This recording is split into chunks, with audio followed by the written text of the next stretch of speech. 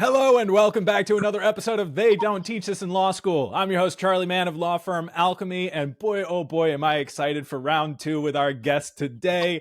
I have no doubt there will be the appropriate level of irreverence that one should expect whenever they hang out with Paul Faust. Paul, welcome back to the show, my man. Oh my God, it's so good to be back and to see you, see your face, and see your smile. It's been a while. I don't get to see as many people. We don't get to see each other in person as much. So thanks for having me back on, and happy to talk to everybody and just have a great conversation. Oh yeah. So Paul, you're answering it for the second time. What's the one thing they don't teach you in law school? So as many people know, I didn't go to law school. I've been in the industry for 20 years, but I've worked with hundreds and hundreds of firms. And I think the one thing, they're great at teaching the law. I don't think they teach the human element of law, and that doesn't. I don't just mean the clients. I mean relationships with the clients, the vendors, other lawyers. I don't think they're teaching that. They're great at teaching the law, but behind that's a human being across all spectrums, and I think that's where lawyers come out and have to learn a little bit more.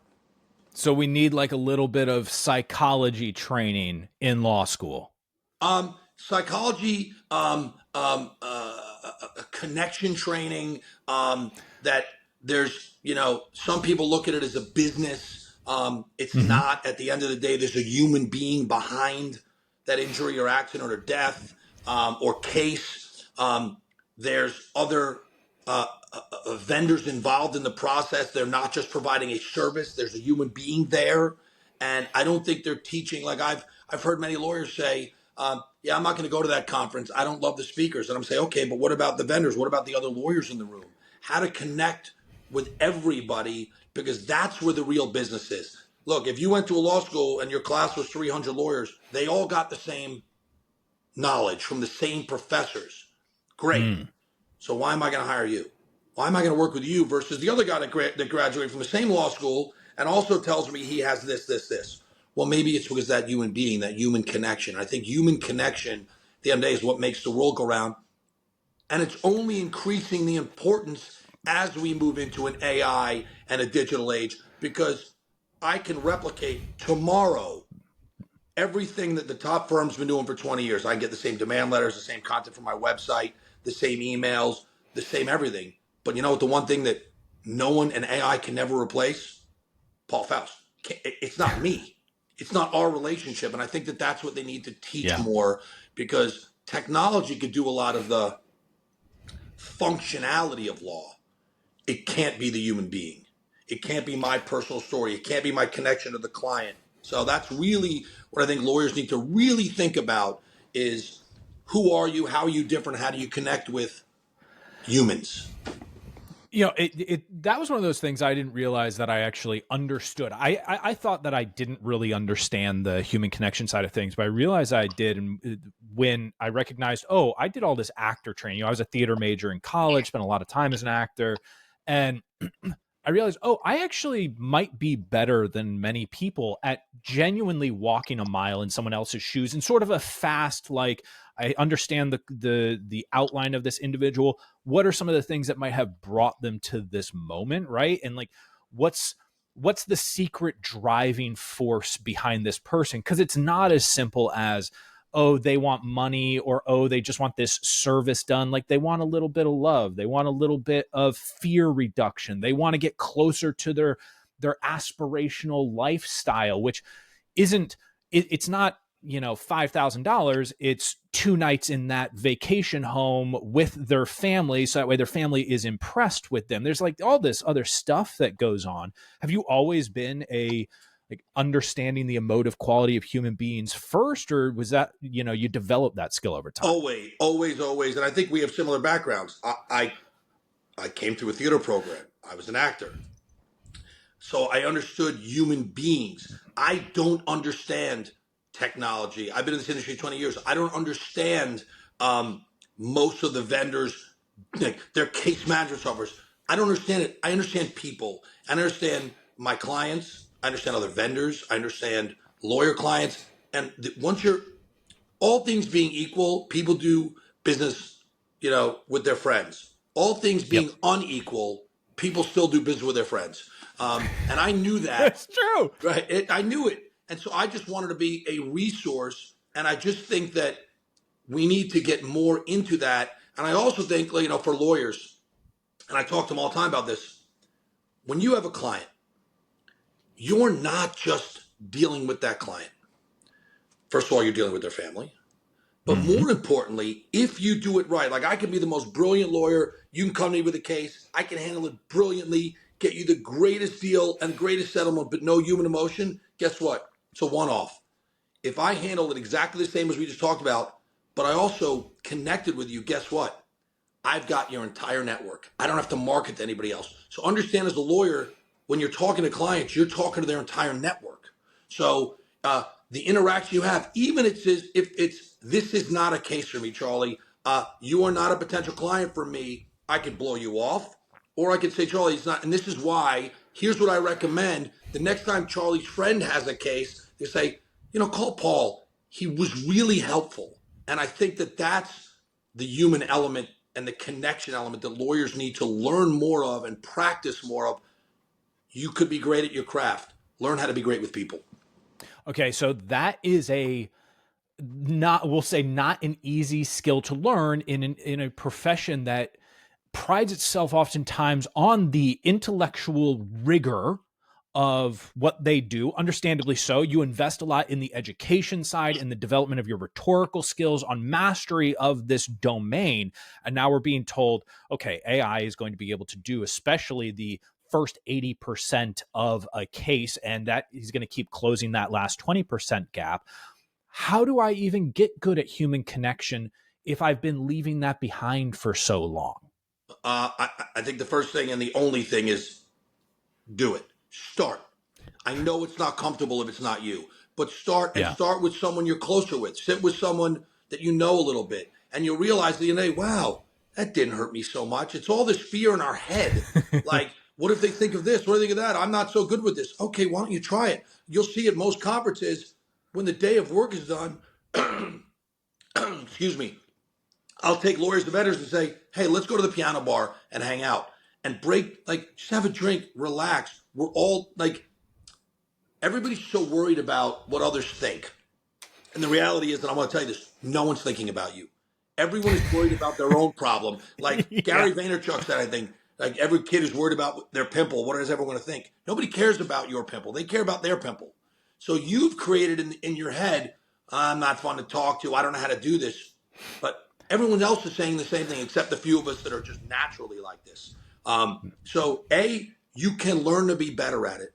But B, for some people, it is just not them. They are an analytical, detailed lawyer. Well, again, then you might think about hiring someone in your firm, partnering with someone in your firm who is more of that, and they could be out with the brand and the connection. And maybe you're just the law guy.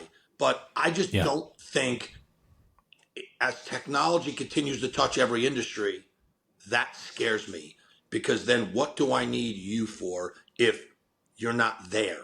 I want to know who you are, what makes you tick, that I can call you not for the legal question, but I want to call you because, hey, do you happen to know that restaurant in town? Is there any chance you know someone, because I really need a reservation for something important? I want to be more than just the vendor, the lawyer, the this. I want to be your source of, something's I need, I'm calling that lawyer. And not just, I'm calling that lawyer. Look, I'm turning 55. I've never been in a car accident to need a lawyer for a personal injury case. But I've gotten hundreds of calls from people that said, I've been in an accident. Who do I call? So because people know that I'm out and about, because it's the AI will never, ever replace this. I can't go to AI and say, tell me the last time Charlie and I hung out, what we talked about, the jokes we had. That's human being interaction. Don't ever forget that, because you will lose to the guy that deploys tech better. I don't fear technology. Yeah. I don't fear it. It's a tool to use. This is something that fascinates me, Paul, is that in this dichotomy between someone who is hyper analytical, we'll call it hyper intellectual, and that's their focal point, and someone who is maybe more emotionally committed to the between intellect and emotion. They lean towards emotion, right? We have that dichotomy. The people who have an emotional drive, like you, who want to build that connection, are very happy to say, let the intellectual people in and let's have them build stuff. Let's have them create stuff. Love having those people around. I see their value. On the other side of the equation, I too often see the intellectually driven people diminish the value of emotional people. What, like, how we have to break this, right? Like, we have to break this with people. Yeah, we have to break that pattern, but it's not their fault. They are analytical, intellectual, data-driven people. They don't understand us that are just out there being like emotional, connective people. But I can't operate without them. Like, I can get it so far. I might be able to take someone from 30,000 feet to 25,000, 2015. But I need the brain, the data guy, the real meat and potato guy, to do a lot of the work. So we both play a value in the game. But I believe that the intellectual side is getting more democratized by technology. Like, technology can write the most brilliant demand letter, can tell me what a case should settle for, the code. I could say to ChatGPT, blah, blah, blah, blah, blah. What it can't do right now and might in the future is emotion, intonation, connection, judgment. And that's the area where, like, I'd rather be the connective human person and figure out how to be more intellectual or than be the pure intellect and not know how to deal with people. Because at the end of the day, it's a human being in a legal case. It's not a data point. It's a human. It's their family. It's their friends. It's a terrible time if we're talking about PIMS tort. If it's divorce or revocation, someone needs help. But if you handle that right from a human element, you've got them for life. You've got their referrals. You've got their friends. If you handle it from a pure data point, analytics standpoint, they had a good experience. Great. But do they really know you? Do they care? And that's just what I try and, teach people. I can sit here on a podcast with you and not work because I have hundreds and hundreds of people out there that will tell someone, you need this, call Paul. Yep. Because I've understood the human beings make things click. And it's only getting more and more in this increasingly digital technological age. Look, I see kids, my kids, you'll sit in a room and you'll see 8 of them like this. It's terrifying. And I'm like, look up. Oh my God, the world's a great place. It's right in front of you. Like, if you just, that'll change your whole life. It's like 3 inches of looking up and being around. So I think that and I think in law school, they need to start incorporating in. I would like to see them, do more role playing, bring theater majors in, talk about psychology. Because look, I know lawyers whose entire business, they don't spend $1 on marketing. Their entire business is the human element. So people send them cases because they've built connection. Now, there are platforms out there, great ones, where you could have a case just put on the platform and someone will take the referral. But if I'm a lawyer, I'd rather someone say, no, I'm sending to Paul. Paul's great. Because I'm not just in that person's ear when I want business. I'm in that person's ear when they have a family crisis. I'm in that person's ear when I read something that I think might interest them. If, I'm going to go to Ben Glass if there's some amazing article about soccer refereeing and parents. And if I call Ben and say, Ben, I saw this article. It's unbelievable what they're doing now in this town. That's the human element. Not if I call Ben and say, Ben, can you put me in for 15 minutes at your conference to speak, or could you send me clients? Like, it's all he hears. So those are the things really that I think that they, not necessarily the skills you should learn after law school. This is what they need to teach in law school. It's remarkable. So recently I was doing one of those like classic, hey, let's book 30 minutes, do a Zoom networking thing, which those of you who are listening to the podcast, not watching it, like, I'm rubbing my temples because it's just stressful even thinking about doing it, right? But always cool, always down to expand the network a little bit. It was a guy who provides specifically resources for making websites ADA compliant. Yeah, sure, useful enough. Honestly, I would completely forget about this guy if it wasn't for the fact that at minute 23 with me dragging through this conversation of like asking questions. He hasn't turned anything back to me at that point, but whatever, we're going to invest this 30 minutes together. Let's see. All of a sudden he opens up about his kids a little bit.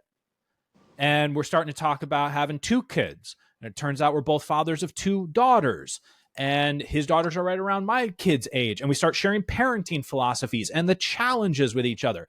And that's the only reason that I remember who he is. That's the reason that I'm going to anchor and be like, okay, there's probably other people out there who maybe have bigger shops that do ADA compliance, but this guy matches my values. And most of the people in my network share a level of values. And so they're going to get along with him better. I want to do business with him. And it's a better referral overall than some corporate entity. Than some corporate entity that does good work. Yeah. But there's a human behind that work. There's a human that might stay extra few hours. There's a human that might deal with me. So please, if you're listening, factor this in to everything you do, and not just you. It can't just be you. It's got to be a culture within the firm, because people represent the firm when they're out and about, when they're interacting with clients, or they're interacting with. I've called lawyers who are friends of mine and said, "Hey, man, I've been a resource for you for 10 years. We're friends.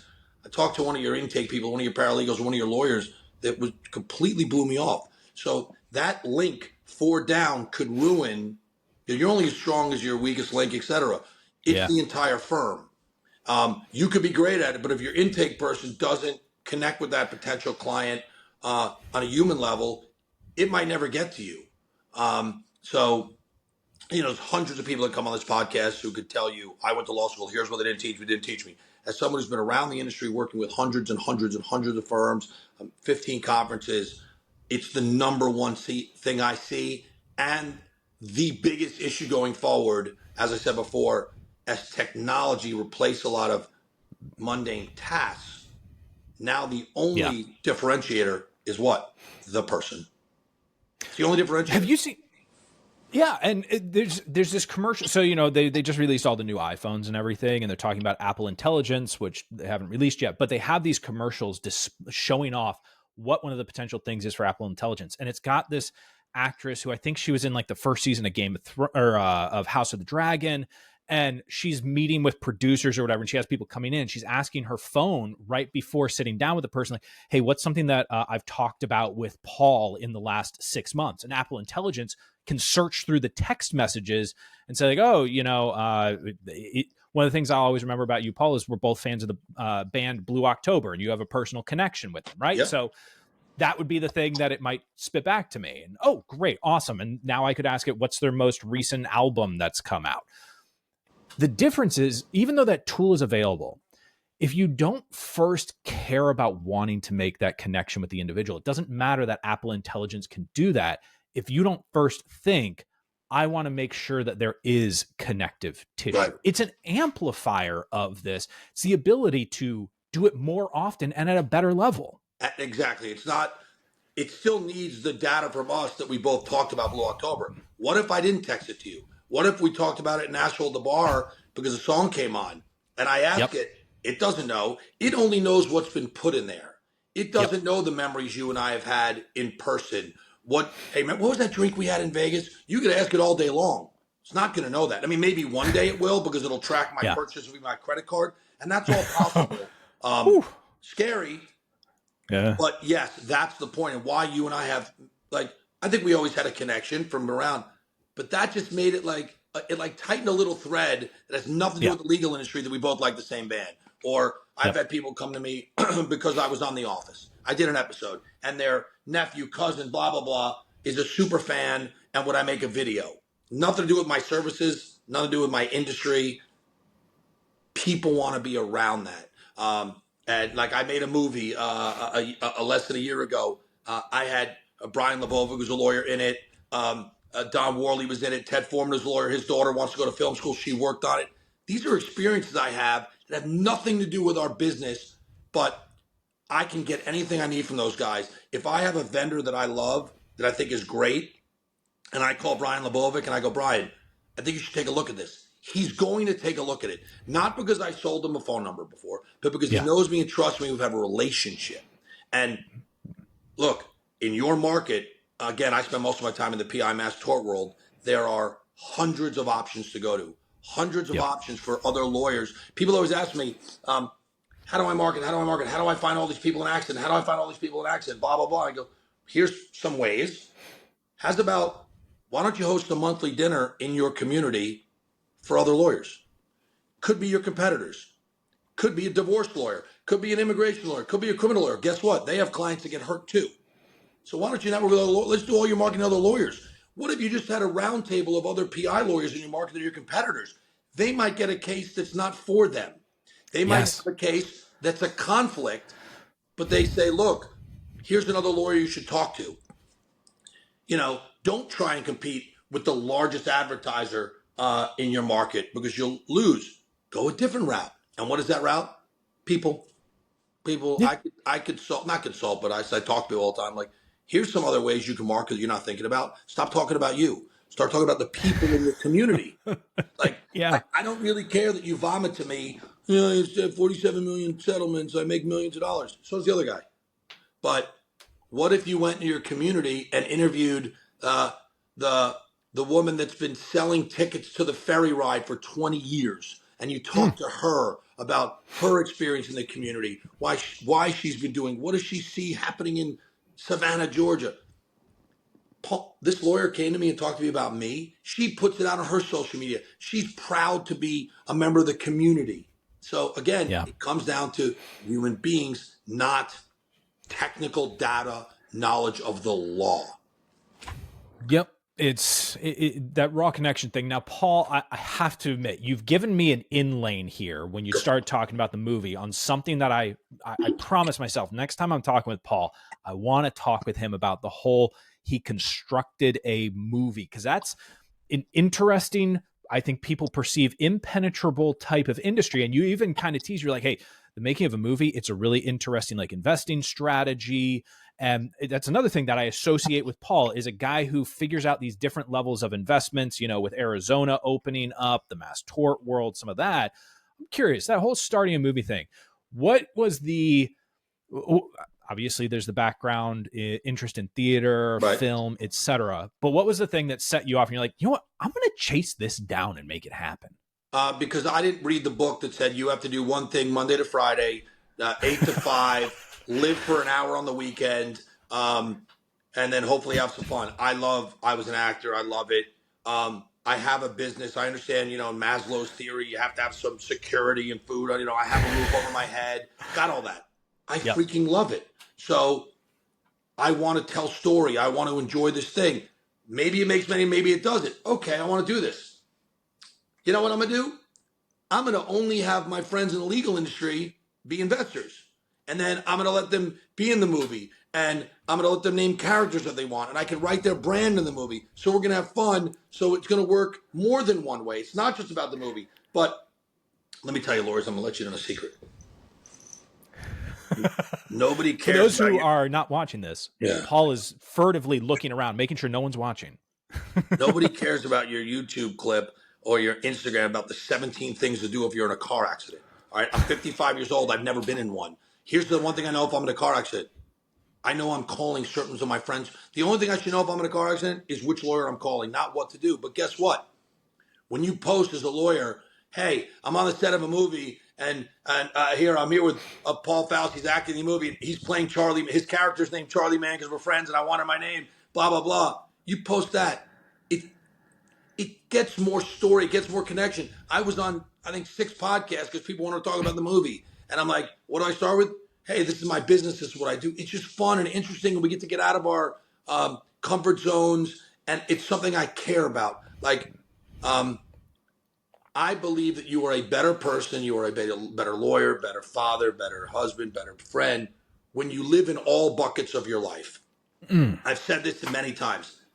I am one of the wealthiest people at every single conference I go to. I'm not judging it in dollars. I'm judging it in life experiences, friends, moments, charity, religion, health. Like, a wheel doesn't work if it's, if you draw a circle and make a pie chart, say I'm doing really well economically, my firm's crushing it, I've got all the money in the world, I don't spend a lot of time with my friends, haven't seen my family, my health is off. Great. but the wheel doesn't roll. So I'm trying to build all buckets. Yeah. So if I want to make movies, great. If I want to run a charity event, great. By the way, it's not a distraction from my work. It makes me more known, more interesting, so more people actually want to work with me. The less I focused on the grind, and the more I lifted my head up and just lived, more people are like, that guy's fun. Why do you get him on this podcast? There's a lot of people like me. He's fun. He was in a movie. He was on The Office. He has a business. He consults for companies. People want to be around that. And I think what I found, and I think this is true of vendors and lawyers, I thought I had to put my head down and grind and work, work, work, work, work. What happened was, people and opportunities were flying by me and I wasn't seeing them. And then when I was seeing them, I was stressed and angry and tired. And when I just said, slow down, you'll go faster. And I looked up a little bit and I breathed and I started just living me. I saw the opportunities and more people were like, dude, you're just doing things fun. How do we work together? And I think that could work as a lawyer. Like I see my friend Mo DeWitt, who's a lawyer out of Florida, and he goes around and reviews chicken parmesan. What does that have to do with the law? Nothing. But it lets people know that Mo's a real guy, that he likes to eat chicken parm. He goes to different restaurants locally. That's fun. That's an interesting way to get to know Mo versus him saying, the statute of limitations on cars is 2 years and I get policy minimums. Like, so that's it. That's what it's been for me. So yes, I wanted to make movies. And then if anybody's really interested, read a book called Who Not How. Yeah. Oh, great. Dan Sullivan. One of my favorite books because what the heck do I know about making movies? Nothing. But I could have read 40 books, taken an online course, or I just found a guy who was a writer-director, knew everything about Hollywood, and I just partnered with him. I don't have to know anything. I could just be Paul. I can go out and help raise money and be in the movies and help market it. You don't have to know everything. If I want to do a podcast, I'm calling you because I don't have to learn how to do podcasts. You know how to do them. So Who Not How was a great kind of opener to me about how I could do all these fun things. Like I'm thinking about my own conference in the legal space. I want to do something that no one's ever done, or just tweak it. I don't have to learn how to do conferences. I know 60 people who do conferences. I'm like, guy, can I pick your brain? You want to do this with me? So I think it's just how I've always kind of been, and I've learned more as I've gotten older. Okay, so you have someone who hears this and goes, yeah, okay, cool, financing a movie, multiple businesses. I'm a law firm owner who's, got that $500,000 practice. I feel stuck in the grind. I don't feel like I've got the financial security to do all of that stuff. How do you grab that person and peel their head up off that grindstone and get them to look at the world? What do they need to hear? I ask them about their life, and I ask if like, are you happy? And they're like, no, I'm grinding. I'm like, for what? And when they realized, like, it really hit me, kind of, to be honest, was after 9/11. Because there were people I know that were grinding on Wall Street saying, you know what, I'm going to get rich and I'm going to retire at 40, 45, and I'm going to hang out with my friends and family. I'm going to do all the things I want to do. Well, they didn't make it to 40. Or maybe, I love hiking. So, when I get through this and I make some money, I'm going to go hike. What happens? I'm turning 55. What happens if I blow up my knee and I can't hike that mountain? Like, I'm not guaranteed tomorrow or later. So it's a balance. You have to live your life now while you're, doing all these things. Everything, like, I literally don't know if I get tomorrow. So I had to find a way to balance living today, experiences. Another thing that's really important to me, and it's lessons I got from Jesse Itzler, who many of you know. He had a group called Build Your Life Resume. Now it's Big Ass Calendar Club, and it taught me how to plan my life. I've got that in my house. We have the Big Ass Calendar in the house. I love all of his stuff. Right, so I plan out a lot of things, and I think about them. When am I going to do them that I don't have later? And one thing that Jesse really taught me, one of the things that hit me hard was my relationship with time. And what I mean by that is, let's give an example that he gives. Let's say I love hiking a mountain. Just say I love it. And I like a cool mountain, and I could do it twice a year. Okay, I'm turning 55. Let's assume I stay healthy. I could probably hike a solid mountain for another 10 years. Maybe at 65, the knees, the back. So I got 10 years, and I hike it twice. It means I got 20 times, 20 more hikes of a good mountain in my life. So when I think about it and I go on that hike, I'm not going to sit on my cell phone and I'm not going to do this. I'm going to enjoy the hike. Now think about that if you're an adult who sees your parents once a year and your parents are in their 70s. Uh, let's say they lived to 90. You're going to see your parents 15 times. So when you put that Yeah. in perspective and then you go sit with them, you're not calling your friends, you're not watching the football game. So these are life lessons that I got from people that I pulled out the best of. And I think about that. So I would grab someone and say, I love that you have this great firm, but did you go to your kids' play? You know, you can't ever go to that again. Like, build a process and a system where you could work on your business, not in your Mm-hmm. business. And I know in the beginning, look, I'm not pretending.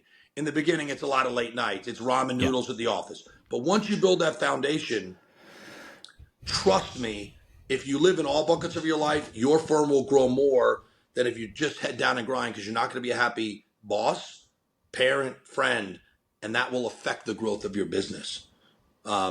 And I've seen it with people that start living life and everything else opens up. But guess what? When you start living life, you might meet someone who could be this, like the podcast host that has you on. Like, like, it's not the things that you think. I have to be in the office after this. It's, you don't know where these life experience. I could be out at a bar and being me and having fun, and the person could be like, well, I'm the vice president from iHeartRadio, and we have tens of thousands of radio clients, Paul. We'd love to have you come in and talk about phone numbers and how we can use them. Like, you don't know. It ain't happening if I'm sitting in the office grinding. So I think you just Yeah. have to realize that there's different avenues. And the people who get it clearly get it. And the people who don't become office rats that wait for referrals or something, or they're one big case. And they're not happy. Like, Yeah. I wake up genuinely like happy to do this.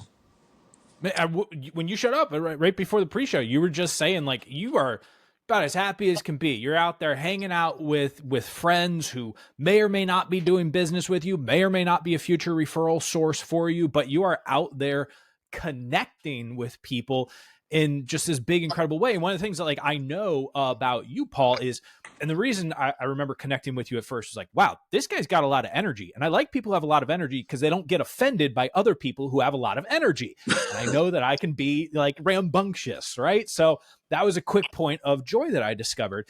And what I've learned, and even in watching, sometimes at a distance, sometimes at an event that we might both be at, seeing you live that out was partially like, oh, right, I can go out and be just who I am. And there will be people who, I know that there are people who get quote unquote offended by how rambunctious Paul is. Yep. And here's the funny part. Those people will still refer people to Paul Yeah. because at least they know him. Right. And look, I don't want to, I'm funny, I'm loud at this. I don't take stuff seriously. I live my life. I don't want to offend someone. So I want you to call me and say, Paul, you know, we were out last night and you dropped the F-bomb and I don't love cursing. Oh, I'm sorry. I didn't want to. And I've had many calls where people say, hey, you were a little crazy. Okay, I don't want to hurt you. But if you don't like the fact that I love life and I'm happy, that's a you problem. I stopped caring if, like, I make a joke. Like, I understand the law is very serious. Mm-hmm. I understand that someone's hurt, that someone's got a case, that someone's got a this. I get it. Doesn't mean that we're together. We still can't enjoy life and live and love and laugh and you know, whatever. When it comes time to, I'm not saying, you know, I'm allowed blah blah blah when I'm with a client or, you know, at this, like when I'm with doing a charity thing. But I'm me, and if you don't like it, I understand. There's other people you can work with. I'm not everybody's flavor. I get it, but I also think when you meet human beings, I can tell you right now, you and I have know each other. We're friends. I like you, you like me. I don't know how you vote. Don't know if you like Trump or Kamala. I don't know if you're gay or straight. I don't know your issues on world politics. If you like the Ukrainians or Russians. I don't care what you think about the border wall, because we met as humans. Now, if we disagree on an issue, I'll be like, Charlie, like, I want to understand, why do you think that policy is good? But if I met you on the opposite side of an issue, we come at it with so much meat in between us that we can't fight through. But if I come at you as a friend, then I find out that we disagree on something. Like, great, Charlie, teach me. Okay, you know what? I disagree with you on that, but like, I respect you. I love you. But so that's why I just love the human connection first versus the look at what he stands for, but that kind of stuff. Get to know me as a human. By the way, there's a lot of things that I think about and that I know that I now have learned I'm not right. I only knew what I knew because of these shoes and these eyes and the experience I had. You had a different one. Somebody else, Yeah. oh shoot, I wasn't wrong. I came with a set of facts from my experience. Like, you have a different set. Teach me. Okay, let me think about that. Yeah, I still don't agree with you, but that's great. We can agree to disagree. So that's really what it's all been for me, and that's why I'm so happy and I have so much energy because look, like the odds of me being alive is, I don't know. Some comedian said is infinitesimally small. The odds of me, like people always ask me, it's a standard thing. They go, "Hey, Paul, how are you?" I'm like, "I'm always great," and people are like, "Wow, I want to be that." I'm like, "You can be." They're like, "How?" I'm like, "Start telling yourself." Like, how am I bad right now? I am in Nashville, which with at a conference at the Joseph Hotel, which means I had enough money to get on an airplane. I've got clothes on. I've got cold water. Guess what? There's people who don't have water. There's people who Yeah. can't see or hear, so they can't do a podcast. Like, so I am always good. Does that mean that don't have problems in my life? I don't know if I didn't, I don't lose a relative, but there are people like I am so good that yes, I have issues, but speak to yourself differently. Like, tell yourself, like, yes, the law firm was down 10% this year, didn't break even. Okay, there's people who haven't had food for a month. Like, fight through this. You're still good. You've got Yeah. intelligence, you've got friends, you've got this. We can get through it. Other people don't have the opportunities we have. So I wake up blessed every day. Um, just a different approach to life. There's this song that I really love called "Dissect the Bird," and in the chorus it says it's like dissecting a bird trying to find the song. Right? The song is something that just exists. You can't take the bird apart to find out its origin and why the bird chooses to sing at this moment. It's communication. Just enjoy it for exactly What it what is. it is. You have this one life. Enjoy the fact that we refer to it as humanity. It is human at the end of the day. Be among the people. And if you are that analytical type, learn about others. Treat Right. it like an exploration. Treat it like your own little intellectual safari. Every time that you encounter someone, figure out, dig deep, learn about that individual. If they're another data point, that's okay. You're accumulating data, and people actually like getting asked questions. They want you to learn about them. That makes a huge difference. And But the other thing I'll tell you, yeah. it's a lesson that came from my martial arts instructor, Mike Lee Kanarick, who wrote a book called The Machine of Life, which is available on Amazon. Um, if you have a strong foundation, strong roots, you don't fear the storm. So Mm-hmm. you could be as smart about a topic A as anyone in the world. Well, what happens if topic A goes away? Like, you don't have a strong foundation. If you have a strong foundation in people, friends, your community, your health, your this, that's the core. You could put on the paint and the artwork that I'm the best trial or this. What happens if trials go away? And I'm not saying they are. Like, what Right. happens if my industry of getting people memorable phone numbers, easy to dial phone, what happens if it goes away? Technology says you don't need phones anymore. Okay. I have such a solid core of friends, contacts. This, I'll promote and market and sell something else. So so when you have strong roots, you don't fear the storm. And I've seen people right now. It's happening in the mass tort space. There hasn't Mm-hmm. been a good mass tort in a while. The money's dried up. So there's some people going, "Oh no, I'm a mass tort guy. It's all I know." Well, that might have been a mistake. Maybe you should be a resource. You're still a lawyer. Do people know that you're this? So, like, you're a lawyer. You're not a mass tort lawyer. You focused in this area, but now you have a strong core. You have a great team. You have great lawyers. You have great intake. You got a great process. Shift a little bit. Yes. Yes. Shift into Yes. some other areas of law. So when I have a strong foundation of people that I know in the industry, we'll talk about legal, between lawyers, vendors, clients. I have such a foundation that I can shift if I have to. I don't fear the industry storm. I don't fear AI. I don't fear, like some lawyers, Morgan and Morgan or one of the big guys coming to my market.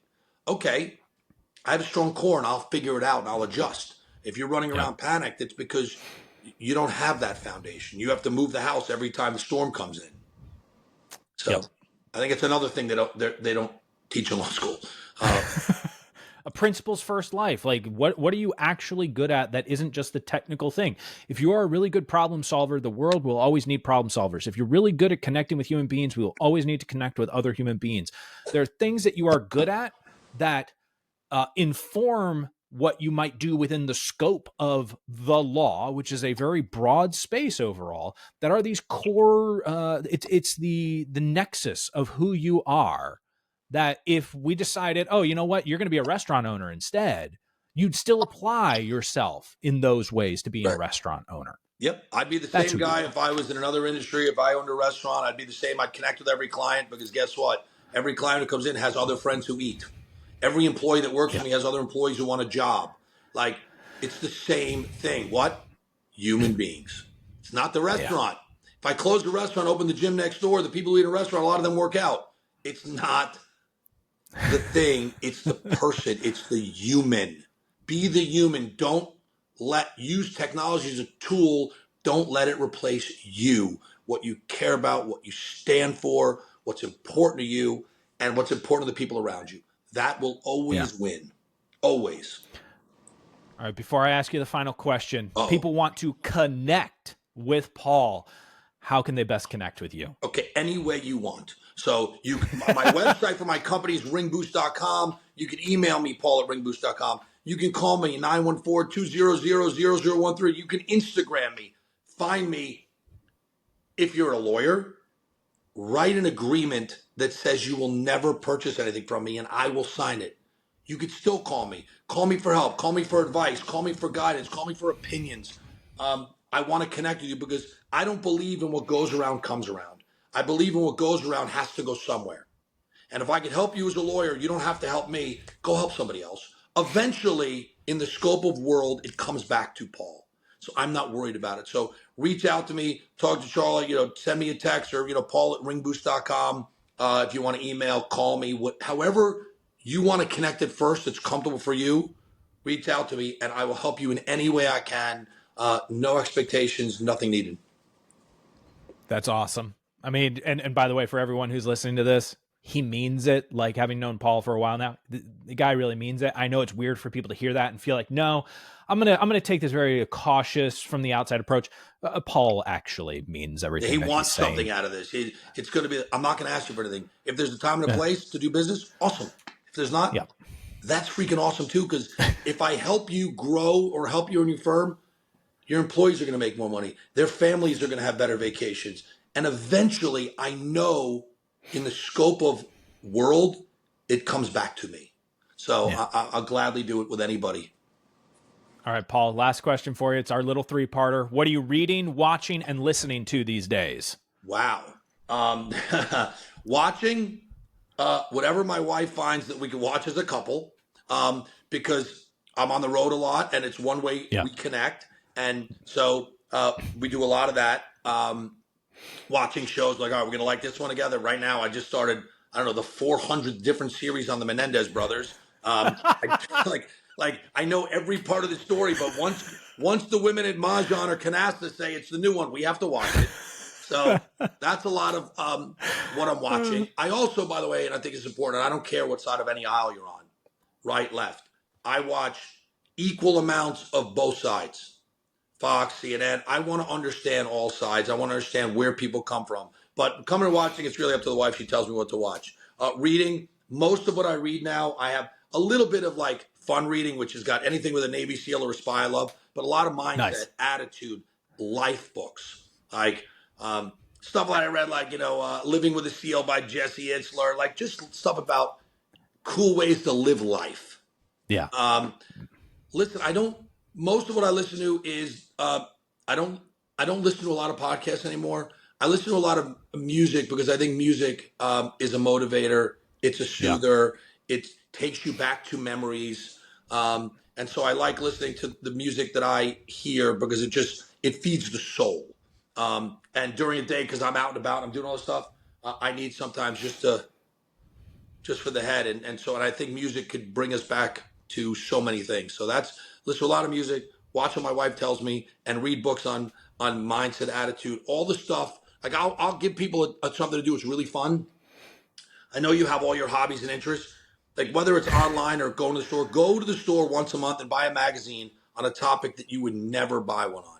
Knitting, ballet, Yeah. guns, like just, in the digital age, where they track us with cookies and blah, blah, blah, what happens is we start getting fed all the stuff it knows we like, which means we don't go, I don't know if I like the opera because it's never been sent to me to go watch this opera. So step outside and don't let the tech, the Facebooks, the Instagrams of the world pigeonhole you into who they know you are.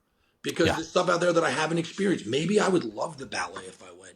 But if all they tell me is guns, fighting, martial arts, I'll never see it. So get out of your normal zone. And I do that all the time. I'll read random stuff, be like, why are you carrying around, a crotcheting magazine? I'm like, I don't know.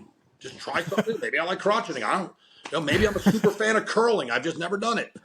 That's right. Yeah. Hey, look, someone's a fan and they're a fan for a reason. So let's find out why. And it gives you more to talk about with humans because it's not about my interests. It's about your interests. What makes you tick, not about what makes me tick. And if I One of the most connect with you on important, something that's important to you, it's an easier way to connect with that human. Like the why you have that great eagle behind copywriter you. Joseph Sugarman, in his book Adweek Copywriting Handbook, he said the best copywriters are the ones who are able to connect with people and they have a lot of hobbies and interests and know how to be interested in what other people are interested in. Well, like I'm looking at you and I see, I don't know over the back if that's an eagle or a bird, a statue on you behind you. I don't know. Yeah. American Pride. And I'm like, it's cool. Like I would say, oh, that's cool. Is that a hawk? Because I was just in Arizona and spent 20 minutes talking to a woman who does natural predation, where they use hawks to scare away the little birds that poop on all the clients at the hotel. So instead of killing the birds, they bring in these hawks that fly around to scare little birds away during the day. It's like I can have that conversation with you because I just spent 15, 20 minutes talking to her about hawks. So it just allows me to talk to more humans about what they're interested in. And then I learn more and then I get interested. Oh God! Now I've got a rabbit hole that I'm going to go down, Paul. Well, Paul, my friend, thank you so much for being here, for bringing that energy in the conversation. I genuinely appreciate you. Really, I do. The fact that you are within this profession and so open and welcoming to people, it's a blessing. Thank you. No, thank you for having me on. I will do this anytime. We could have the Charlie and Paul 10-hour conversation because this go on forever. So thank you for having me on. Thank you for anybody who listens, and please reach out to me if I can help you, whether it's in the industry or out. I'm here to help, and I love it. We'll see you all in the next episode of They Don't Teach Us in Law School. Thanks, sir.